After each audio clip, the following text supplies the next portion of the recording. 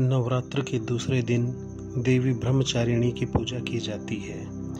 दधाना कर पद्माभ्यामक्षमाला कमंडलु देवी प्रसीदतु मयि ब्रह्मचारिण्यनुत्तमा।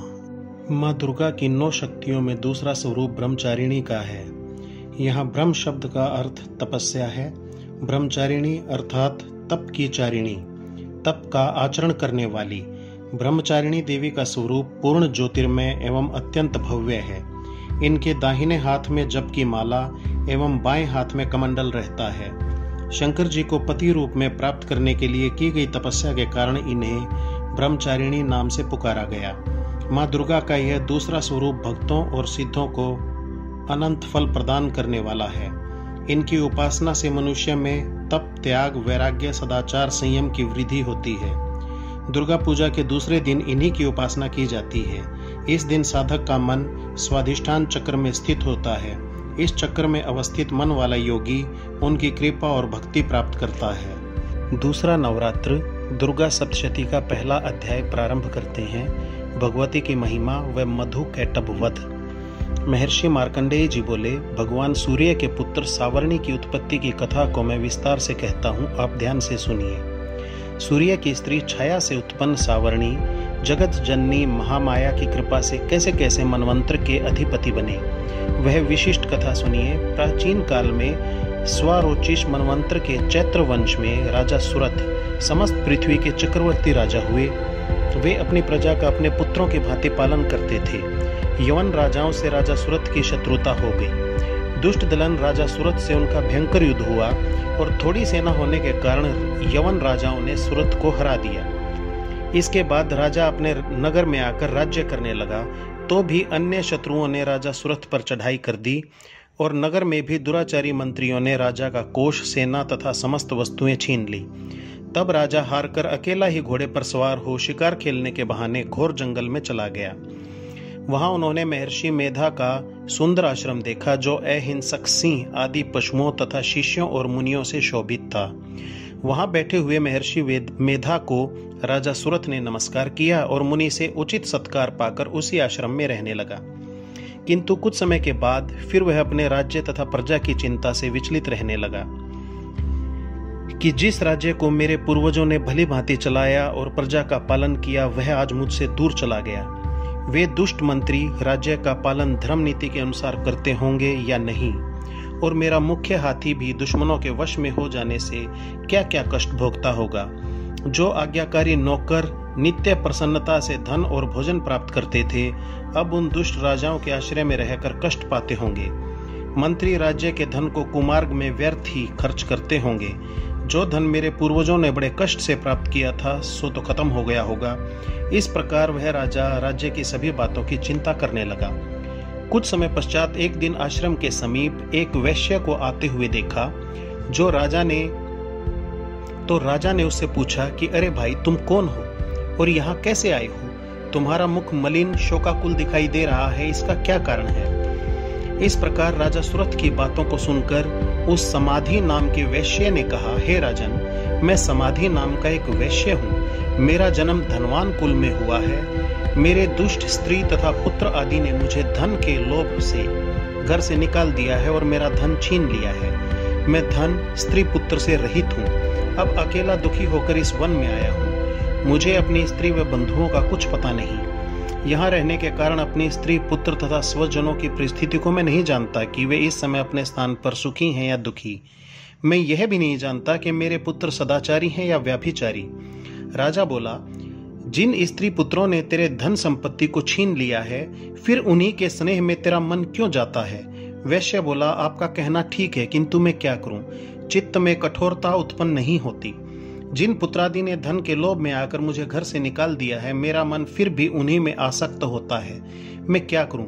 इन स्वजनों के निर्मोही होने पर भी मेरे मन में उनके प्रति प्रेम है। मार्कंडेय ऋषि बोले, हे ब्राह्मण, इसके पश्चात राजा सुरथ और वैश्य दोनों मेधा मुनि के समीप जाकर प्रणाम करके बैठ गए और मेधा ऋषि से कथा प्रसंग करने लगे। राजा बोला, हे भगवान, मैं आपसे एक बात पूछना चाहता हूँ, आप कृपा करके बताओ। मेरा मन वश में नहीं है, इससे मुझे दुख है।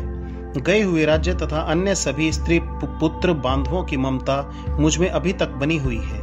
हे मुनि श्रेष्ठ, यह जानते हुए भी मेरा स्नेह उनसे अज्ञानियों की भांति विशेष बढ़ता जाता है और इस समाधि वैश्य को इसके स्त्री पुत्रादि ने त्याग दिया है तथा इसे घर से बाहर निकाल दिया है। यह भी उनमें अत्यंत आसक्त रहता है।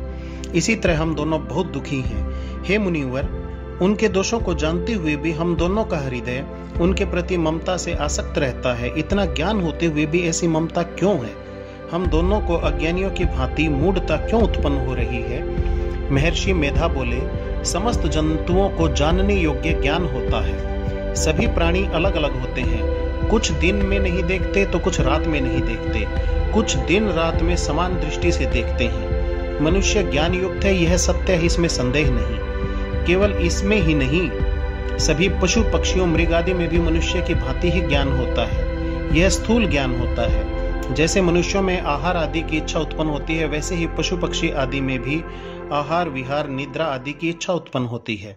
ज्ञान होने पर भी पक्षियों को तो देखो, भूखे होने पर भी ममतावश अपने बच्चों को चोंच में स्नेह से चुग्गा देकर प्रसन्न होते हैं। हे राजन, मनुष्य भी अपने पुत्र पुत्रों से इसी भांति बर्ताव करते हैं। वह पालन पोषण इस इच्छा से करते हैं कि जब हमारी वृद्धावस्था आएगी तब हमारा पालन पोषण वे करेंगे। क्या तुम यह नहीं देखते कि पुत्रादि उनका भरण पोषण न भी करें तो भी माता पिता तो करते ही हैं, क्योंकि विश्व की स्थिति को रखने वाली महामाया के प्रभाव से वे मोह के गड्ढे में डाल दिए गए हैं। इसमें कोई आश्चर्य नहीं है, क्योंकि यह भगवान विष्णु की योग निद्रा है जिससे संसार मोहित हो जाता है। यही भगवान की महामाया है। वह भगवती देवी बड़े बड़े ज्ञानियों के मन को जबरदस्ती खींचकर मोह में डाल देती है। इस देवी ने ही चराचर विश्व को उत्पन्न किया है और यह देवी प्रसन्न होकर भक्तों को वरदान देती है जिससे मुक्ति मिलती है। वही मुक्ति की परम हेतु सनातनी ब्रह्म ज्ञान स्वरूपा विद्या है। राजा बोला, हे भगवान, आप जिसे महामाया कहते हैं वह कौन सी देवी है? वह देवी कैसे उत्पन्न हुई? उसका कार्य क्या है? उसका स्वभाव, स्वरूप, उत्पत्ति आदि के विषय में भी मैं सुनना चाहता हूँ। ऋषि बोले, वह देवी नित्य स्वरूप है और चराचर में व्याप्त है, तथापि उसकी उत्पत्ति अनेक भांति से है। उस कथा को तुम मुझसे सुनो। यह भगवती देवी के कार्य सिद्ध करने के लिए उत्पन्न होती है और अजन्मा होकर भी उत्पन्ना कहलाती है। जब भगवान विष्णु संपूर्ण विश्व को त्याग अनंत में जल ही जल करके योग निद्रा में शेष शैया पर सो रहे थे, उस समय विख्यात मधु और कैटभ नाम के दो घोर असुर भगवान विष्णु के कान की मैल से पैदा होकर ब्रह्मा जी को मारने को तैयार हुए। ब्रह्मा जी विष्णु भगवान के नाभि कमल पर स्थित थे। उन दोनों भयंकर असुरों को मारने को आते देख और भगवान विष्णु को सोता हुआ देख ब्रह्मा जी योग निद्रा की प्रसन्नार्थ एकाग्र मन से स्तुति करने लगे, जिससे कि भगवान विष्णु के नेत्रों से भगवती योग माया अपना प्रभाव हटा लें और भगवान जाग पड़े। वह योग माया विश्वेश्वरी, जगत माता, स्थिति एवं संहार करने वाली भगवान विष्णु की अतुल तेज वाली निद्रा स्वरूपा अनुपम शक्ति है। ब्रह्मा जी बोले, हे महामाया, तुम ही स्वाहा हो, तुम ही स्वधा हो, तुम ही वष्टकार हो, अमृत भी तुम ही हो, स्व अक्षरों में स्वर तुम ही हो तथा नित्य आधि मात्रा तुम ही हो। हे देवी, तुम ही संध्या, सावित्री, संसार की जननी हो और हे देवी, विश्व को उत्पन्न, पालन और संहार करने वाली आप ही हो। आप ही महाविद्या, महादेवी, महासुरी हो।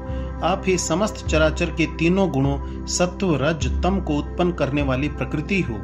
आप ही कालरात्रि हो। आप खड्ग, शूल, घोर, गदा, चक्र, शंख, धनुष बाण, भुजुंडी, परिग आदि अस्त्र शस्त्रों को धारण करने वाली हो। हे देवी, आप ही सौम्यता हो तथा आप ही संसार की में अति सुंदर हो। पर तथा अपरों में श्रेष्ठ आप ही परमेश्वरी हो, जो इस विश्व की रचना और पालन और संहार करते हैं। उन भगवान विष्णु को आपने अपनी निद्रा के वश में कर लिया है। फिर भला बताइए कि कौन आपकी प्रार्थना करने में समर्थ है, जबकि आपने भगवान विष्णु, ईशान तथा मुझसे यह शरीर ग्रहण कर लिया है। आप तो अपने प्रभाव से स्वयं प्रकाशित हो। हे देवी, मधु और कैटभ नाम के इन महादुष्टों को आप मोह लीजिए और विश्वपति भगवान विष्णु को जगाइए। इन दोनों महासुरों का संहार करने के लिए भगवान को बुद्धि दीजिए। ऋषि बोले, इस तरह जब ब्रह्मा जी ने मधु और कैटभ असुरों के संहार के लिए तथा भगवान विष्णु को जगाने के लिए देवी की प्रार्थना की, तो उसी समय भगवान विष्णु के नयन, मुख, नाक, भुजा, हृदय और वक्ष स्थल से निकलकर अव्यक्त योग माया उपस्थित हो गई और योग निद्रा से भगवान जाग गए। तदंतर भगवान विष्णु ने उन पराक्रमी मधु और कैटभ असुरों को देखा जिनकी ब्रह्मा जी को खाने के लिए आंखें लाल हो रही थी। उसी समय भगवान विष्णु ने शेष सैया से उठकर उन असुरों से 5000 वर्ष तक केवल बाहु युद्ध किया।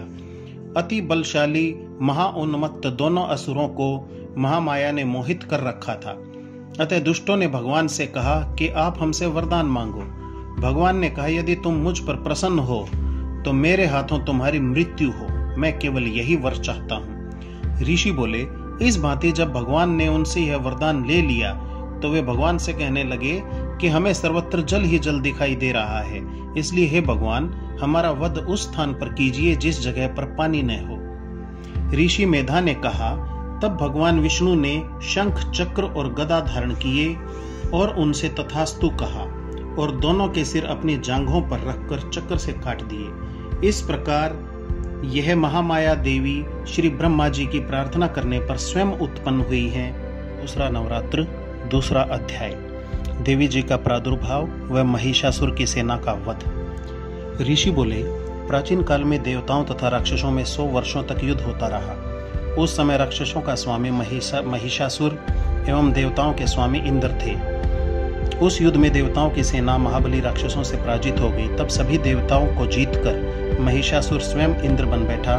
तब हारकर सभी देवता ब्रह्मा जी की शरण में गए, जहां विष्णु एवं शंकर जी विराजमान थे। वहां पर देवताओं ने महिषासुर के सभी उपद्रव एवं अपने पराजित होने आदि का पूरा वृतांत कह सुनाया। देवताओं ने कहा कि महिषासुर ने तो सूर्य, अग्नि, पवन, चंद्रमा, यम तथा वरुण आदि अन्य देवताओं के सभी अधिकार छीन लिए हैं। स्वयं ही सबका अधिपति बन बैठा है। उसने सभी देवताओं को स्वर्ग से निकाल दिया है। महिषासुर महादुरात्मा है। सभी देवता पृथ्वी पर मनुष्यों की भांति विचर रहे हैं। उसके वध का आप कोई उपाय कीजिए। इस प्रकार विष्णु जी तथा शंकर जी ने देवताओं की वाणी सुनी तो क्रोध में भर गए। तब भगवान विष्णु, ब्रह्मा तथा शंकर के मुख से एक तेज प्रकट हुआ। इसी प्रकार इंद्र आदि देवताओं के शरीर से भी महान तेज प्रकट हुआ। सभी तेज मिलकर एक हो गए। वह तेज पुंज इतना उग्र था कि जलता हुआ पर्वत हो। देवताओं ने देखा कि उसकी ज्वालाएं संपूर्ण दिशाओं में फैल रही हैं। जब वह एक हुआ तो नारी के रूप में हो गया। इस प्रकार सभी देवताओं के तेज पुंज से प्रकट हुई देवी जी को देख महिषासुर से पीड़ित समस्त देवता प्रसन्न हुए। भगवान शिव ने देवी को अपने त्रिशूलों में से एक त्रिशूल निकालकर दे दिया। श्री विष्णु जी ने अपना सुदर्शन चक्र प्रकट करके दिया। वरुण ने शंख, अग्नि ने उसे शक्ति दी, पवन ने उन्हें धनुष दिया और बाणों से भरपूर 2 तरकश दे दिए। देवराज इंद्र ने अपने वज्र से वज्र पैदा करके दिया। फिर सहस्त्रनेत्र इंद्र ने ऐरावत हाथी से घंटा दिया। यमराज ने काल दंड से दंड प्रदान किया। सागरपति ने रुद्राक्ष माला अर्पित की। ब्रह्मा ने कमंडल भेंट किया। सूर्य ने देवी के रोमकूपों में अपनी किरणें प्रदान की। काल ने तलवार और उत्तम ढाल प्रदान की। क्षीर सागर ने हार तथा कभी ने जीर्ण होने वाले 2 वस्त्र भेंट किए। इसी प्रकार चूड़ामणि, दिव्य कुंडल तथा 2 कड़े भी भेंट किए तथा चमकता हुआ अर्धचंद्र, सभी भुजाओं के लिए बाजूबंद, चरणों के लिए नुपुर और गले के लिए सर्वोत्तम कंठुला भेंट किया। इसी प्रकार सभी अंगुलियों के लिए जड़ित मुद्रिकाएं प्रदान की। विश्वकर्मा ने उन्हें परशु और अनेक रूपों वाले अस्त्र, अभेद्य कवच, मस्तक तथा गले में धारण करने योग्य कभी न मुरझाने वाले फूलों की माला दी। जलधि ने उसे बहुत सुंदर कमल दिया। हिमालय ने वाहन के लिए सिंह एवं और भी अनेक प्रकार के रत्न भेंट किए। कुबेर ने सुरा से भरा पात्र दिया। सभी नागों के स्वामी एवं पृथ्वी धारण करने वाले शेष नाग जी ने महामणियों से सुशोभित नागहार दिया। इसी प्रकार सारे देवताओं ने भी आभूषण और आयुधों के द्वारा देवी जी का सत्कार किया। उसके बाद भगवती ने अट्टहास करके ऊंचे स्वर में गर्जना की। उनके भयंकर नाद से सारा आकाश भर गया। तब देवतागण प्रसन्न होकर उस सिंह वाहिनी देवी की जय जयकार करने लगे। मुनियों ने भक्ति भाव से नत होकर देवी जी की स्तुति की। इधर देवताओं के शत्रुओं ने सारी त्रिलोकी को क्षोभग्रस्त देखा। तब वे अपनी सारी सेना को कवच आदि से तैयार कराकर अस्त्र शस्त्र लेकर झट उठ खड़े हुए। महिषासुर क्रोध में आकर बोला, यह क्या हो रहा है? इतना कहकर सभी राक्षसों के साथ घिरकर उस सिंहनाद की ओर भागा। वहां जाकर उसने तीनों लोकों को अपने तेज से प्रकाशित करती हुई देवी को देखा।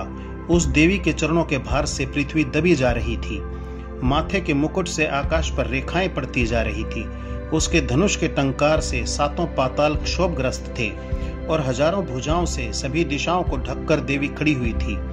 देवी के साथ उन राक्षसों का भयंकर युद्ध आरंभ हो गया। अनेक प्रकार के अस्त्र शस्त्रों के प्रहार से दसों दिशाएं भर गई। महिषासुर का सेनापति उस समय चिक्षुर नाम का एक महान राक्षस था। देवी जी के साथ उसी का युद्ध होने लगा। इसी प्रकार अन्य राक्षसों को तथा चतुरंगिणी सेना को साथ लेकर चामर भी युद्ध करने लगा।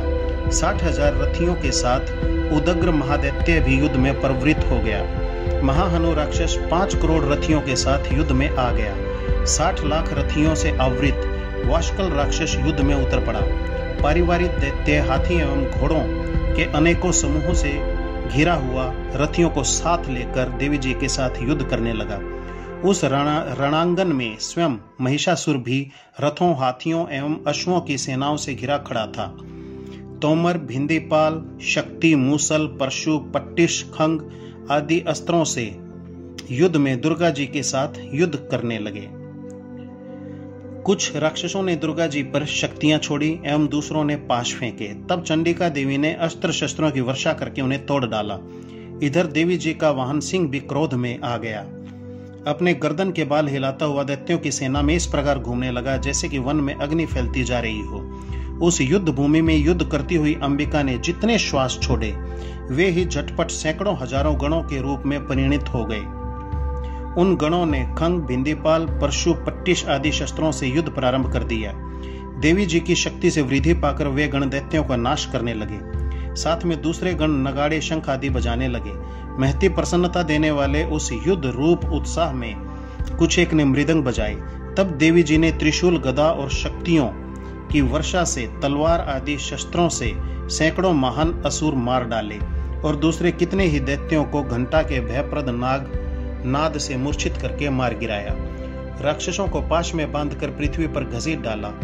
कितने तो गदा की चोट से घायल होकर पृथ्वी पर सो गए। मूसलों के प्रहार से कई एक रुधिर वमन करने लगे एवं कई एक शूल द्वारा वक्षस्थल फट जाने पर पृथ्वी पर सो गए। कितने ही राक्षस बाणों की वर्षा द्वारा युद्ध करते हुए प्राण छोड़ने लगे। कितने ही राक्षसों की भुजाएं कट गई, कितनों की ग्रीवाएं छिन्न भिन्न हो गई, कई दैत्यों के सिर कट गए, कुछ मध्य से विदीर्ण हो गए, कुछ राक्षसों की जंघाएं कट गई, वे पृथ्वी पर गिर गए। कुछ एक राक्षस तो एक भुजा, एक आंख और एक पांव वाला करके 2 टुकड़ों में काट डाला। मार मार कर गिराए हुए रथ, हाथी, घोड़े असुरों की लाशों के द्वारा जहां महायुद्ध हो रहा था वहां की पृथ्वी इस प्रकार भर गई कि वहां आना जाना कठिन हो गया एवं सेना एवं असुरों के रुधिर बहने से रुधिर की बड़ी बड़ी नदियां बहने लगी। मां दुर्गा जी ने एक क्षण में ही राक्षसों की महती सेना का इस प्रकार नाश कर दिया जैसे कि लकड़ियों के बड़े ढेर को अग्नि जला देती है। देवी का वाहन सिंह अपने बालों को छटकाता हुआ बड़ी गर्जना करता हुआ राक्षसों के शरीरों से मानो प्राण ही चुन रहा हो, इस प्रकार घूमने लगा। देवी जी के उन गणों ने महाअसुरों के साथ बड़ा युद्ध किया जिससे देवता प्रसन्न होकर आकाश से फूलों की वर्षा करने लगे।